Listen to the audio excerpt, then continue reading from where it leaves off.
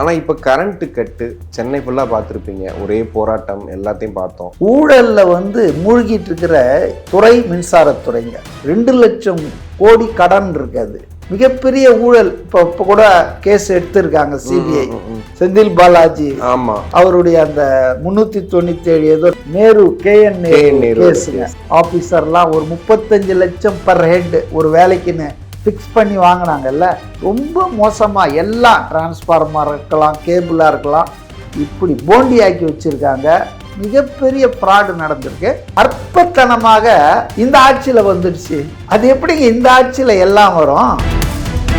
தமிழ்நாடு அரசு கேபிள் டிவிலேருந்து 3 முக்கியமான சேனல்கள், பாலிமர், நியூஸ் தமிழ் உட்பட 3 முக்கிய சேனல்கள் தெரியல, திட்டமிட்டு பிளாக் அவுட் பண்ணியிருக்காங்கன்னு சொல்லிட்டு சொல்றாங்க. அரசுக்கு எதிராக கருத்து சொல்பவர்கள், அரசுக்கு எதிராக செய்தி போடுறாங்க அப்படின்னா நீங்க அப்போ உங்க ஜெயா டிவிலையோ அல்லது கலைஞர் டிவிலையோ, சன் டிவிலையோ, புதிய தலைமுறையிலையோ, நியூஸ் 18லையோ, வேற எந்த டிவிலையும் அரசு அப்போ அவங்கெல்லாம் ஜால்ரா போடுறாங்களா? இப்போ மாரிதாஸை கைது பண்ணாங்க. இப்போ லேட்டஸ்டாக எங்கேயோ லுங்கி கட்டிட்டு இருந்தாராம் கர்நாடகாவில், மாறு வேடத்தில் கைது பண்ணாங்க. மாறு வேடத்தில் லுங்கி கட்டிட்டு இருந்தாரா? லுங்கி கட்டுறவர் தான் அவரு. அவர் ஏதோ ரயில்வே ஸ்டேஷன்ல சுத்திட்டு இருந்தாராம். அப்புறம் திருச்சிக்கு போய் இந்த சூர்யாவை பண்ணியிருக்காங்க. இந்த 3 பேரும் கைது பண்ணது யூடியூப்ல பேசினாங்க. இது போன்ற வீடியோக்களை தொடர்ந்து பார்ப்பதற்கு தமிழ்நாடு டைம்ஸை சப்ஸ்கிரைப் பண்ணிக்கோங்க. எங்களுடைய சமூக வலைதள பக்கங்களான ஃபேஸ்புக், இன்ஸ்டாகிராம், எக்ஸ் பக்கங்களை ஃபாலோ பண்ணிக்கோங்க. உலகெங்கும் வாழும் தமிழ் நெஞ்சங்களுக்கு கிறிஸ்டியின் அன்பு வணக்கம். நம்மோடு அரசியல் விமர்சகர் CK மதிவாணன் இணைஞ்சிருக்காரு. வணக்கம் சார். வணக்கம். தமிழ்நாடு அரசு கேபிள் டிவிலேருந்து 3 முக்கியமான சேனல்கள், பாலிமர், நியூஸ் தமிழ் உட்பட 3 முக்கிய சேனல்கள் தெரியல, திட்டமிட்டு தாவேக அரசு அவங்கள பற்றின ஒரு விஷயங்களை, அவங்களுடைய ஆட்சி அவலங்களை சொல்லும்போது திட்டமிட்டு பிளாக் அவுட் பண்ணியிருக்காங்கன்னு சொல்லிட்டு சொல்றாங்க. கிட்டத்தட்ட கனிமொழி, உதயநிதி ஸ்டாலின், எல்லாம் 15 அரசியல் கட்சி தலைவர்கள் சொல்லி வச்ச மாதிரி அறிக்கை கொடுத்துருக்காங்க. நான் பார்த்தேன். அதாவது இந்த 3 சேனல்கள்னு சொல்லுங்க, முக்கிய சேனல்கள் நீங்க பாருங்க. அந்த முக்கிய இல்லை, ஏன்னா முக்கிய சேனல்கள்னு பார்த்தீங்கன்னா பேட்ரனேஜ் வியூவர்ஷிப்பில் பார்த்தீங்கன்னா புதிய தலைமுறை, சன் டிவி, இது மாதிரி தான் விஜய் டிவி, இதெல்லாம் தான் முக்கிய சேனல்கள். So 3 channel. முதல்ல அதில் ஒரு திருத்தம் சொல்கிறேன். 2வதுங்க, எதை எங்களால் புரிஞ்சிக்க முடியலன்னா, அரசுக்கு எதிராக கருத்து சொல்பவர்கள், அரசுக்கு எதிராக செய்தி போடுறாங்க அப்படின்னா நீங்கள் அப்போ உங்கள் நியூஸ் ஜேலெல்லாம் செய்தி அரசுக்கு எதிராக போடுறது இல்லையா? நீங்கள் ஜெயா டிவிலையோ அல்லது கலைஞர் டிவிலையோ, சன் டிவிலையோ, புதிய தலைமுறையிலையோ, நியூஸ் 18லையோ, வேற எந்த டிவிலையும் அரசு அப்போ அவங்கெல்லாம் ஜால்ரா போடுறாங்களா? What you mean? அதாவதுங்க, இன்னைக்கு ராஜ்மோகன் பார்த்தேன் நான், செய்தி ஒளிபரப்பு அமைச்சர். அவர் என்ன சொன்னார், டெக்னிக்கலாக ஒரு 2-3 சேனல்ஸுக்கு செட் ஆஃப் பாக்ஸில் ப்ராப்ளம் ஆயிடுச்சு, அதை நாங்கள் அட்டன் பண்ணிட்டு இருக்கிறோம், ஜம்ப் ஆயிடுச்சு, அவ்வளோதான். அது ஒன்றும் இது கருத்து சுதந்திரம் பறிப்பு, எங்களுக்கு எதிராக பேசுனாங்கன்னா எவ்வளோ மோசமாக பேசிக்கிட்டு இருக்காங்க. சன் டிவிலையும் கலைஞர் டிவிலையும் day in and day out. Even இப்போ புதிய தலைமுறை கூட போட்டுக்கிட்டு இருக்காங்க. யாரும் இது பண்ணாமல் இல்லையே. 2வது, நான் உடனே என் இதில் வச்சுருக்கேன், சேட்டலைட்டு அந்த இது வச்சுருக்கேன், பார்த்தேன், எல்லாம் நல்லா தான் தெரியுது. ஸோ அரசு கேபிள் டிவியில் இப்போ பிளாக் அவுட்டுன்னா என்ன அர்த்தம்னா, அது கிடைக்கவே கூடாது, உலகத்துக்கே கிடைக்கக்கூடாது, யாருக்குமே கிடைக்கக்கூடாது. அப்படி இல்லை, சேட்டலைட் வச்சுருந்தீங்கன்னா நீங்கள் எல்லாம் கிடைக்கிது. அந்த தமிழ்நாடு அரசு கேபிளில் அந்த இந்த இது வச்சுருக்கீங்களா, செட் ஆஃப் பாக்ஸ், அந்த இதில் ஏதோ மிஸ்டேக்காக இருக்கிறதால அந்த பயனீட்டாளர்களுக்கு கிடைக்கல, அவ்வளோதான். இது பெரிய பூதாகரமாக்கி கருத்து சுதந்திரத்துக்கு. இப்போ மாரிதாஸை கைது பண்ணாங்க. இப்போ லேட்டஸ்டாக எங்கேயோ லுங்கி கட்டிட்டு இருந்தாராம் கர்நாடகாவில், மாறு வேடத்தில் கைது பண்ணாங்க. மாறு வேடத்தில் லுங்கி கட்டிட்டு இருந்தாரா? லுங்கி கட்டுறவர் தான் அவரு. அவர் ஏதோ ரயில்வே ஸ்டேஷன்ல சுத்திட்டு இருந்தாராம், கைது பண்ணியிருக்காங்க கர்நாடகாவில். அப்புறம் திருச்சிக்கு போய் இந்த சூர்யாவை பண்ணியிருக்காங்க. இந்த 3 பேரும் கைது பண்ணது யூடியூப்ல பேசினாங்க, கருத்து சுதந்திரத்துக்கு எதிரானதுன்னு சொல்றதும் அது ரொம்ப ரொம்ப தப்புங்க. அதாவது அதிமுக அப்படிதானே சொல்றாங்க. இப்போ அவங்களுக்கு இப்போ அரண்டவன் கண்ணுக்கு இருண்டதெல்லாம் பேயின்ற மாதிரி. நான் என்ன சொல்றேன்னா, யூடியூபர் சங்கரை குண்டாஸ்ல போட்டவங்கெல்லாம் இப்போ பேசக்கூடாது கருத்து சுதந்திர பற்றி. பாவம் அந்த வரதராஜன் நேதாஜி மக்கள் கட்சின்னு ஏதோ வச்சுட்டு இருக்காரு, அவர் ஒரு யூடியூபர் தான், அவரை ஜெயிலில் போட்டாங்க. எத்தனை பேரை ஜெயிலில் போட்டிருக்காங்க. அதனால திடீர்னு அதாவது என்னன்னா ஒரு யூடியூபர் அரெஸ்ட் பண்ணால் கருத்து சுதந்திரம். கருத்து சுதந்திரம்னா என்னங்க? Your right to express your view is to be limited to you. ஏன் லிபர்ட்டி அது கெடுக்கக்கூடாது. இப்போ மாரிதாஸ் ஏன் கைது செய்யப்பட்டார்? அந்த கமிஷனர் ஆஃபீஸ்லேருந்து ஒரு விளக்கம் கொடுத்தாங்க. அது வரைக்கும் ஏதோ ஜான் பிரிட்டோன்னு ஒரு கேஸ் எடுத்துட்டு உருட்டினாங்க. கடைசியில் அது நான் அவன் இல்லைன்ட்டாரு. அந்த ஆளே அப்படின்ட்டு. அதாவது எந்த அளவுக்கு மீடியா வந்து பயஸ்டாவோ வந்து சன் நியூஸ் அதிகமா ட்வீட் போட்டாங்க, அதிகமா அவங்க தான் வீடியோ போட்டாங்க. இல்ல இது ஒரு பொய் செய்தி. அந்த நபரே இவர் இல்லை, பேர் தான். இப்ப மதிவாணன் ஒருத்தர் பேர் இருக்குதுன்னா உடனே மதிவாணன் அவருடைய தம்பி இவரு அப்படின்னு ஒரு இது பண்ணிட்டாங்க. ஈர பேனாக்கி பேனை பெருமாளாக்குற மாதிரி. ஸோ ஆக்சுவலாக அந்த ஜான் பிரிட்டோக்கும் இந்த கேஸுக்கும் இந்த ஆதவ் அர்ஜுனாவுடைய சம்பந்தமே இல்லை. ஆனால் எப்படியாவது இந்த நம்ம கட்டுரை எழுத சொன்னால் எதுவும் தெரியலன்னா பசுவை கொண்டு வந்து மரத்தில் கட்டிடுவோம் தெரியுங்களா, அந்த மாதிரி எழுதிக்கிட்டு இருக்காங்க. அவங்களுக்கு வந்து வேற இஷ்யூ இல்லைங்க, அதனால பொய்யை பரப்புறாங்க. அப்போ கூட அவங்க மேலெல்லாம் எந்த நடவடிக்கை யாரும் எடுக்கலை. ஆனால் மாரிதாஸ் பண்ணது ரொம்ப தப்புங்க. நான் அதை பார்த்த உடனே இவரை அரெஸ்ட் பண்ணுவாங்கன்னு நான் எதிர்பார்த்தேன். ஆனால் 3 நாள் கழிச்சு தான் பண்ணியிருக்காங்க. இல்லை குழந்தைங்க இல்லைங்க. மாரிதாஸ் வந்து தமிழ்நாட்டின் அமைச்சர், கீர்த்தனா தொழில்துறை அமைச்சர். அவங்க ஒரு சட்டமன்ற உறுப்பினர், சிவகாசியில் மக்களால் தேர்ந்தெடுக்கப்பட்டவர். நான் அடிக்கடி சொல்கிறது தான், பொது வாழ்வுக்குள்ள பெண்கள் வர்றதே ரொம்ப ரொம்ப அரிது. அப்படி வந்து இந்த மாதிரி பதவிக்கு வர்றது அரிதினும் அரிது. இப்போ நீங்கள் இந்த மாதிரி கொச்சையாக போட்டிங்கன்னா, அவர் என்ன பண்ணார்னா ஒரு ஆர்டிஃபிஷியல் இன்டெலிஜென்ஸில் செயற்கை அந்த இதில் நுண்ணறிவில் ஒரு ஃபோட்டோ ரெடி பண்ணி அந்த கீர்த்தனா அம்மா வந்து அவங்க வந்து ஒரு சேரில் அவங்க ரூமில் உட்காந்துருக்காம தமிழ்நாடு அரசு அதெல்லாம் இருக்கா மாதிரி போட்டு அவங்க பக்கத்தில் ரொம்ப க்ளோஸ் ப்ராக்சிமிட்டியில் அப்படி கேஷுவலாக ஒருத்தன் தலையை அப்படி கை வச்சிட்டு இருக்கா மாதிரி ஒரு படத்தை இவங்க வந்து ரியலாக இருந்தால் கூட அதை போடக்கூடாது, ப்ரைவசி, அது ப்ரைவேட் ஃபோட்டோ. ஆனால் ஆர்டிஃபிஷியலாக நீங்கள் அந்த ஃபோட்டோவை போட்டு அதில் இவர் எழுதுறார், இந்த மதனோடு தான் நீங்கள் ஏன் சுற்றுகிறீர்கள் தனியாக, அப்படி இப்படின்னு அவதூறுங்க. அது வந்து ஆபாசம். அதாவது ஒரு ஆளை வந்து கற்பழிக்கிறதுக்கு ஈக்குவல் இது. இணையத்தில் வந்து இப்படி அவதூறு பரப்புறது. ஸோ அதுக்கு அவங்க கம்ப்ளைண்ட் கொடுத்துருக்காங்க. அதில் தான் அவர் அரெஸ்ட் பண்ணியிருக்காங்க.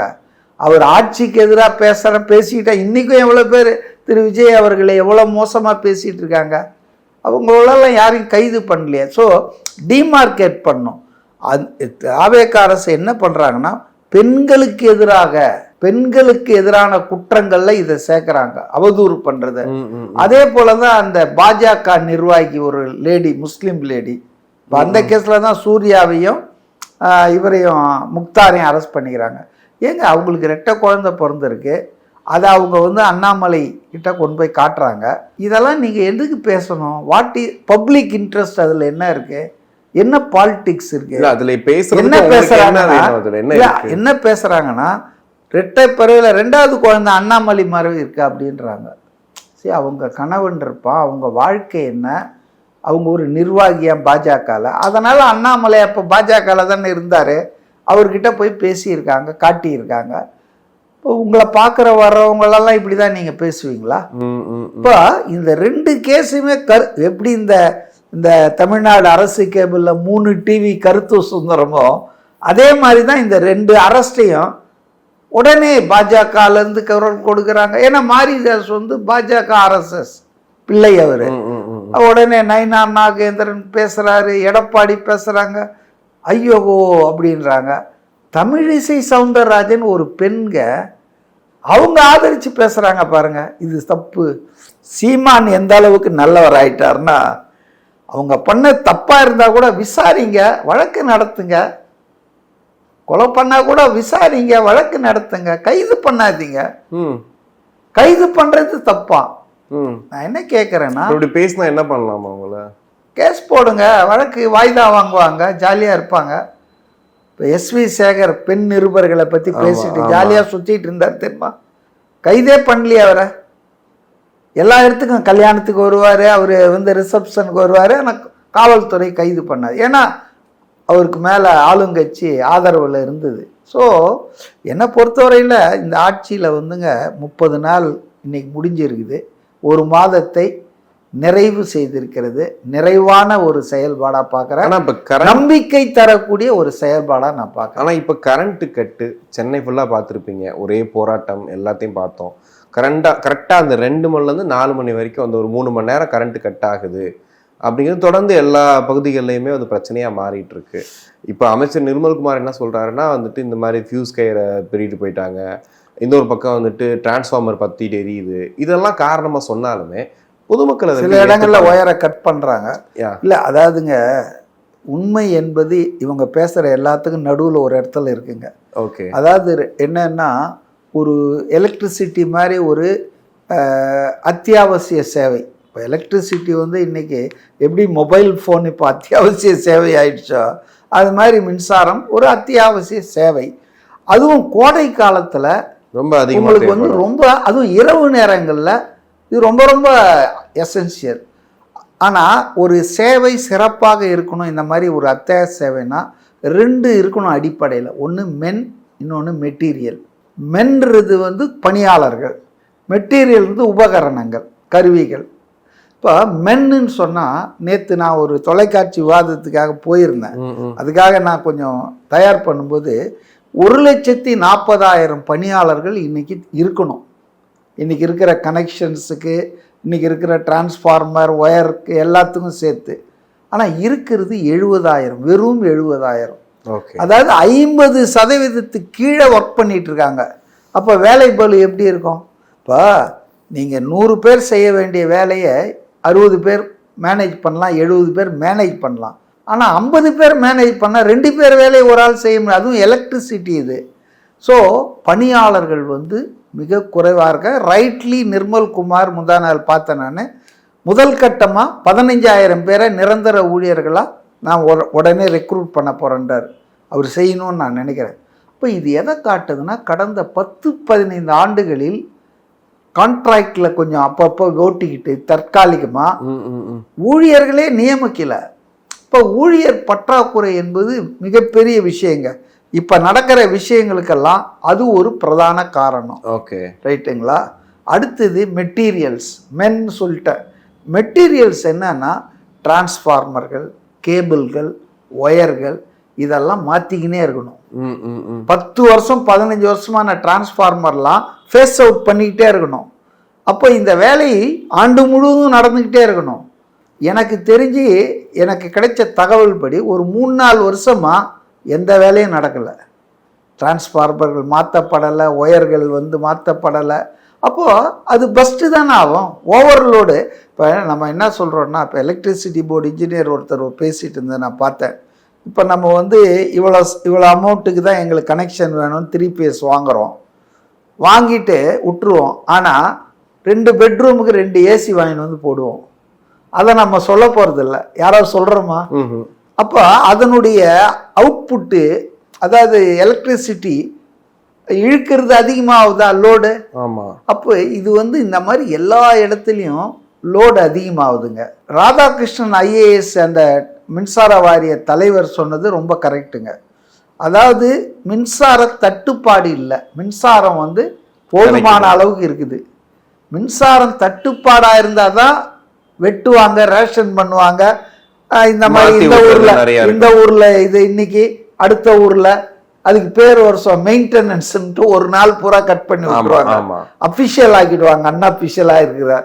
ஸோ அந்த மாதிரி அவர் என்ன சொல்கிறாருன்னா, தட்டுப்பாடு இல்லை, நமக்கு வந்து அரசாங்கமும் உற்பத்தி பண்ணுது, தனியார்கிட்டையும் வாங்குறாங்க.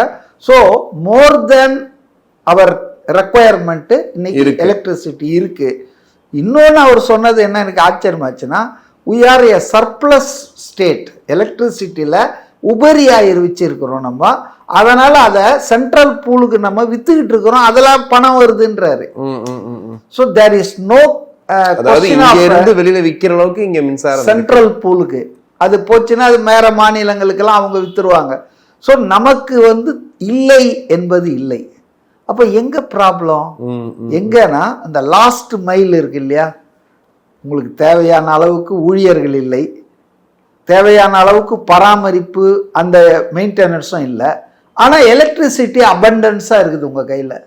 அப்போ இந்த எலக்ட்ரிசிட்டி போய் சேரணும்ல, ஒயரில் போகணும், ஆள் இருக்கணும், அங்கே வந்து சப்ஸ்டேஷனை மெயின்டைன் பண்ணணும். இல்லை இதை நிர்வாக குறைபாடுன்னு சொல்கிறாங்களே அவங்க. இல்லை இது 4-5 வருஷமா இருக்குது. இது இந்த 10 நாள்ல நிர்வாக கோளாறு இல்லை.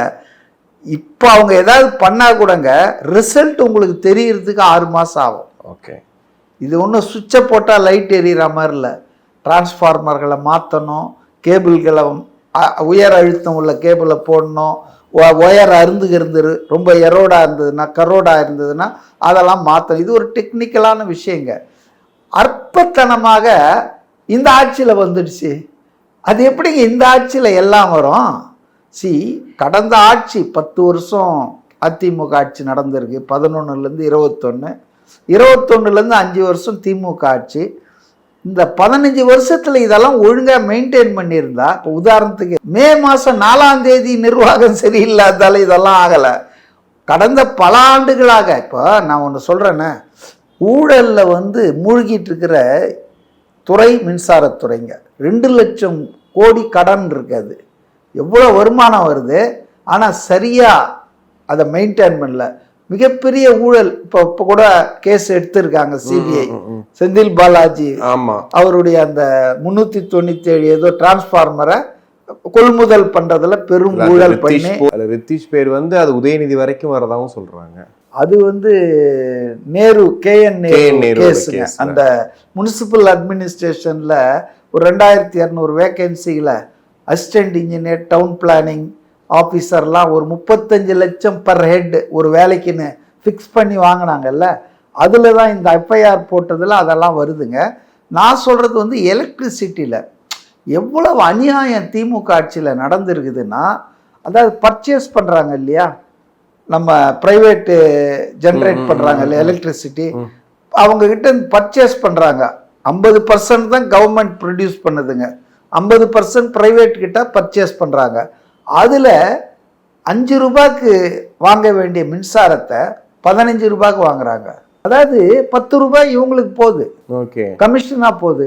இப்படி ரொம்ப மோசமாக எல்லாம் டிரான்ஸ்ஃபார்மராக இருக்கலாம், கேபிளாக இருக்கலாம், இப்படி போண்டி ஆக்கி வச்சுருக்காங்க கழக ஆட்சிகள். 2 ஆட்சிகள்லையும். அதில் எஸ்பி வேலுமணி விளையாடினார், இதில் செந்தில் பாலாஜி. எந்த அளவுக்கு மோசம்னா, இந்த ஆட்சி அமைஞ்சவுடன் நிர்மல்குமார் பொறுப்பெடுத்தவுடனே அவர் செஞ்ச முதல் வேலை ஒரு 300 ஷார்ட் டியூரேஷன் டெண்டரை பூரா ரத்து பண்ணார். ஷார்ட் டியூரேஷன் டெண்டர்னா சில மணி நேரம் தான் இருக்குமா, அது ஆளுங்களுக்கு சொல்லிட்டு அந்த ஆள் அப்ளை பண்ணிடும், அவ்வளோதான், க்ளோஸ் ஆகிடும். ஓகே ஓகே, அப்போ அவங்களுக்கு தெரிஞ்சவங்களை வச்சு அவ்வளோதான். இது ஷார்ட் டியூரேஷன் டெண்டர்ன்றது மிகப்பெரிய ஃப்ராடு நடந்திருக்கு. அதில் 300 டெண்டரை வந்தவுடனே க்ளோஸ் பண்ணார், சில அதிகாரிகளை சஸ்பெண்ட் பண்ணார். அதில் ஒரு ஆள் பேர் காசின்னு ஒரு ஆள், அவரை பற்றி கதையாக சொல்கிறாங்க. அவர் இபி ஆஃபீஸுக்கே வரமாட்டாராம், இபி எம்ப்ளாயியா, இபி ஆஃபீஸுக்கே வரமாட்டாராம். அப்புறம் எங்கேப்பா இருப்பாருன்னா செந்தில் பாலாஜி வீட்டில் உட்காந்து வேலை செய்வாராம். ஓகே, அவர் ரிப்போர்ட் அங்கே தான், அவர் எல்லாமே அங்கே, எல்லாமே அவர் தான். ஒரு ஆஃபீஸர் லெவலில் இருக்கிற ஒரு ஃபைனான்ஸ் மேனேஜரோ ஏதோ, அவர் இங்கே வரமாட்டாரா செந்தில் பாலாஜி. செந்தில் பாலாஜி எலக்ட்ரிசிட்டி மினிஸ்டராக இருந்த போது கூட அதை நியாயப்படுத்தலாம், கேம்ப் ஆஃபீஸ்ன்னு சொல்லிக்கலாம். ஆனால் அவர் ஜெயிலில் இருந்தப்போ, ஜெயிலிருந்து வந்து பொறுப்பு எடுத்தார, அதுக்கப்புறம் திருப்பி போயிட்டார்ல, அதாவது அவர் அமைச்சராகவே இல்லாத போதும் அவர் வீட்டில் தான் வேலை செஞ்சிருக்காரு. ஓகே, இதில் வேடிக்கை என்னன்னா, நம்ம இவர் இருக்கார் இல்லையா குன்னம்மா, இப்போ போக்குவரத்து துறை அமைச்சராக இருந்தார். செந்தில் பாலாஜி ஜெயிலுக்கு போனோன்னும் அந்த டாஸ்மாகை முத்துசாமி கிட்ட கொடுத்துட்டாங்க, எலக்ட்ரிசிட்டியை சிவசங்கர் கிட்ட கொடுத்தாங்க. இந்த சிவசங்கர் வந்து புலம்பிட்டு இருந்திருக்காரு. ஏன்னா இவர் பேருக்கு தான், கையெழுத்து தான் இவர், எல்லாம் செந்தில் பாலாஜி வீட்டில் தான் ஃபைனல் ஆகும், டெண்டர்ஸு, கான்ட்ராக்ட்ஸு எல்லாமே. ஸோ அந்த மாதிரி ஊழலில் வந்து சிக்கி தவிக்குது இந்த மின்சாரத்துறை. இதனால் நான் வந்து இன்றைக்கி நடக்கிற இந்த இதுக்கு வந்து இதனால தான் நடக்குது, பொறுப்பு இல்லை இன்றைக்கி இருக்கிற ஆட்சியாளர்கள் நான் சொல்ல மாட்டேன். ஆனால் இவங்களால தான் அது நடக்குதுன்றாங்களா, அது பச்சை பொய். ஓகே. அது யாரால நடந்தாலும் இன்னைக்கு மக்கள் படும் துயரத்தை போக்க வேண்டியது ஆட்சியாளர்கள் கடமை. அந்த அளவுக்கு அவங்களுக்கு பொறுப்பு இருக்குது. அவங்களும் 2 hours 3 hours ரெடி பண்ணுறாங்க. ஆனால் என்னன்னா, இது எல்லாத்தையும் விட மோசம், ஒரு சில நபர்கள், சமூக விரோத சக்திகள் ஃபியூஸ் ஒயரை எடுத்துன்னு போயிடுறான். ஒரு இடத்துல 16 பீஸ் கேரியரை உருவிட்டு போய் பைக்கில் போகிறவங்க கரண்ட் இல்லை. ஆமாம், அது ஒரு காலனியே காலி. அப்புறம் சில இடங்கள்ல வெட்டி விட்டுறாங்க. விட்டுட்டு என்ன பண்ணுறாங்கன்னா, அந்த பிள்ளைகள் பெண்கள்லாம் கூப்பிட்டு வந்து ஆர்ப்பாட்டம் பண்ண வச்சு அதை ரீல்ஸ் போடுறாங்க. ஸோ என்னன்னா, புதிய ஆட்சிக்கு கெட்ட பேர். எதுவுமே நான் சொல்கிறேங்க, உடனே எதுவுமே நடக்காதுங்க. நல்லதும் சரி கெட்டதும் சரி. இப்போ இன்னைக்கு வந்து நேற்று பேசினார் பாருங்க விஜய், ரொம்ப சென்சிபிளாக பேசினார். அதாவது பெண்களுக்கு எதிரான குற்றங்கள் ரொம்ப அதிகரிப்பதுக்கு ஒரு காரணம், பல காரணம் இருக்கு. ஒரு முக்கிய காரணம் வந்து போதை கலாச்சாரம் அதிகமாயிடுச்சு.